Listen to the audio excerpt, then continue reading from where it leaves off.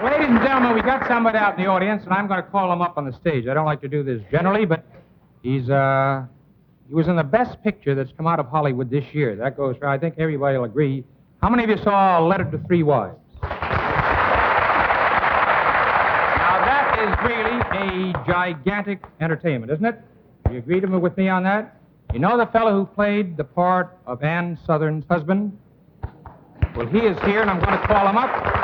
For all of you to get up. Kirk Douglas, come on up. Hey, come on up.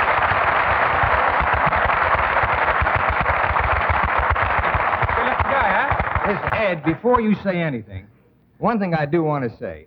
I'm so happy to be here for several reasons. First of all, you know, it always scares me a little bit to come back to New York ever since I first came here to try to get on the Broadway stage.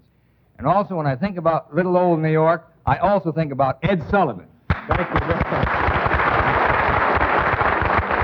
You know, I wanted to ask him, so you know he's in town for the opening of, it's very rare you get a terrific picture like that, A Letter to Three Wives, and then followed up with one equally good. But he's in town for the opening of his picture, Champion. And if you haven't seen it, rush over it. But you're pretty mean in this picture, aren't you? Yes, as a matter of fact, I'm a little afraid, Ed, of what's going to happen when my mother sees the picture, because she's always thought I was an awfully nice fellow until I got out to Hollywood. Now she's worried about me. He's really a mean one in this one. Oh, he really cuts up a Dutch. You know what I want to ask you? What's that, Ed?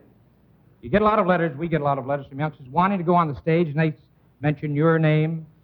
They say Bob Taylor and the rest of them. You know, they think it's very easy. Bob Taylor and the rest of them? Yeah, that's right. You're up there now.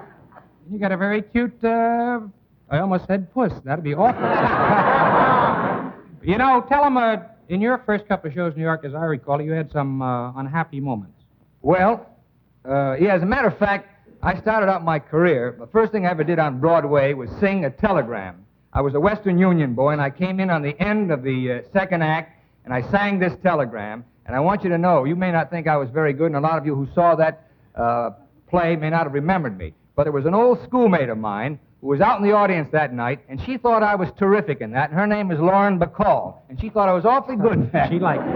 As a matter of fact, speaking of Lauren Bacall, I want to say that as a result of my friendship with Lauren Bacall, I remember that she was the first one who spoke to Hal Wallace about me, and as a result of her talk to Hal Wallace, I finally went to Hollywood and did my first movie, which was called Strange Love of Martha Ivers with Barbara Stanwyck and Van Heflin. But Ed, before I did that, Tell you them see, about the Catherine Cornell. Oh, yes, I started out great guns as this Western Union boy, and I thought from here on I'm really going to go up. You know, Macbeth may be the next stop. Well, the next part I played was really quite a come down, because in the next part I played an offstage echo, believe it or not. It was in the... That really is true. Some of you may have heard me. It was in the Catherine Cornell production of Three Sisters. As a matter of fact, can I play that part for them now, Ed? I wish you would. Well, I tell you, it's one of the most difficult roles I've ever had to do, because here's what happened. You see, this guy on stage was a Russian soldier, and I didn't like him because he had the part that I wanted. So in the third act, he is going off to the wars. Oh, he's in that uniform, and he looks terrific, and I'm hating every minute of it. And I'm off stage. Nobody sees me. And he has to say goodbye to the forests. And in saying goodbye to these forests as he goes off to the war, he gives a kind of yo-ho, and I am the offstage echo, and I say yo-ho.